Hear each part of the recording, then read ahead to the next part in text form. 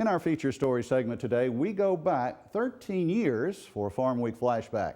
Thompson Fisheries is Mississippi's oldest catfish hatchery. Catfish farming is like any other agricultural enterprise. It takes seed to grow a crop. Catfish farmers need fingerlings to stock their ponds. Thompson's is still in operation. This story is still an attention grabber. This has always been a fingerling hatchery. We never have raised food fish. But what big fish we have is only our brooders, where we get our spawn. Bobby Thompson of Thornton, Mississippi got his very first brood stock from Bee Lake in the nearby Yazoo River. The local catfish has been the foundation of a 40-year-old hatchery operation that began in the Delta as Thompson Anderson Incorporated. 15 years ago, Bobby Thompson and his son Louis bought out partner Skinner Anderson to form Thompson Fisheries. The family operation now includes 450 acres of ponds. Our total poundage in the pond is, I don't stock more than 1,000 pounds per acre, and about 1.5 or 2 to 1 females per males, because a female will only spawn once in a year, and a male is capable of spawning more than once in a year. For the efficiency of the acreage, that's the ratio we go with. At Thompson Fisheries, the spawning takes place inside Army surplus cans that are submerged along the entire perimeter of each pond. Depending on its size, a pond may have as many as 250 cans in it. Each can is checked every 3 days during the season. The eggs that have been laid and fertilized are collected out of the cans to be transported to the nearby hatchery. It's an extremely labor-intensive business, but very seasonal. Only a couple of months each year. My fish start spawning when my low water temperature is, when I check them in the morning and it's around 70 degrees or so, I can almost count on looking for eggs at that temperature. And they will spawn when those low temperatures are throughout the 70s. When the lows are around 80, they really start dropping off a lot. So that's, for me, it's late April, all of May, and most of June. And I think they've done an excellent job on selecting their brood stock and working with fish that spawn early and they get a good start on their season. So they're one of our earliest spawning hatcheries, and I think just about everybody in the industry kind of looks to them as a benchmark to start usually 2 to 3 weeks even before their fish are going to be spawning. This spawns probably 6,000 to 8,000 eggs. A normal one's probably 10,000 on the average throughout the year.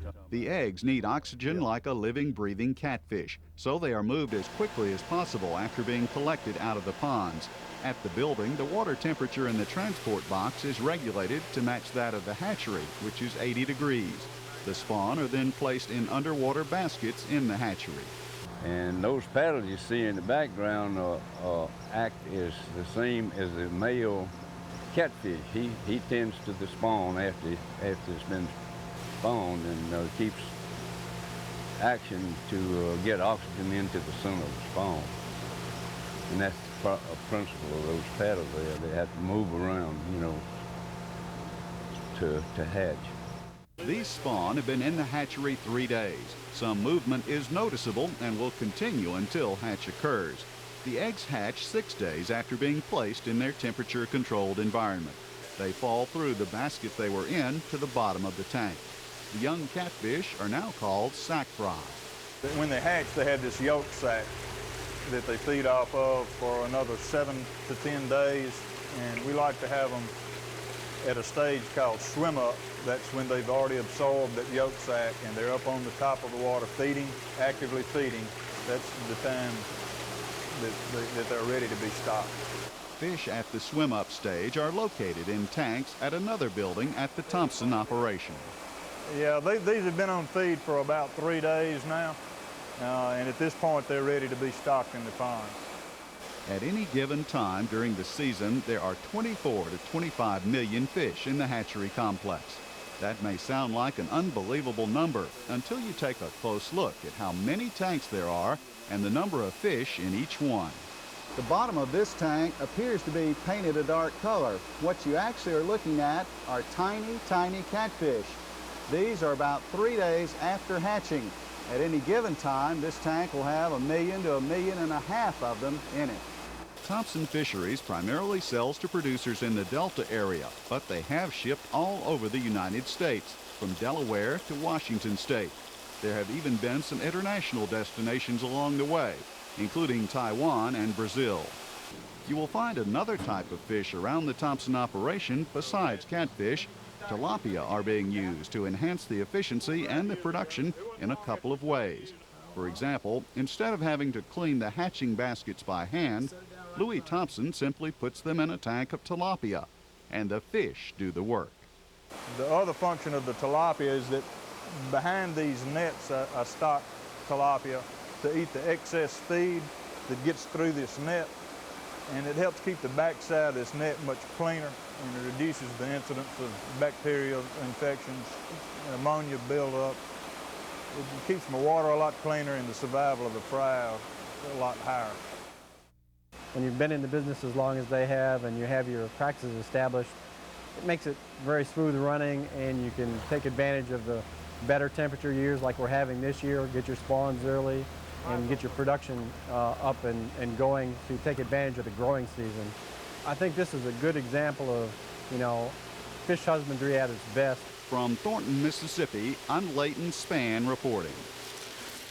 And go to our Farm Week website if you would like to see this story again, farmweek.msucares.com. You can also see it on YouTube and Facebook. And in the course of 13 years, there have, of course, been some changes that we need to tell you about. Mr. Bobby, he passed away about 7 years ago, and Extension Specialist Jim Stevie, you saw in the story, he is now retired from the Extension Service.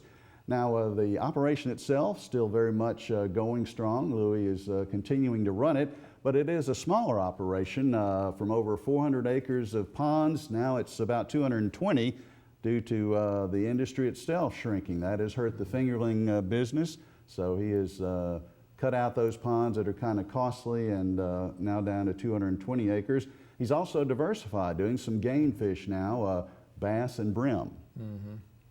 Once again, can't get away from the economics of the situation, but it's good to know that after 50 years, they're still in business.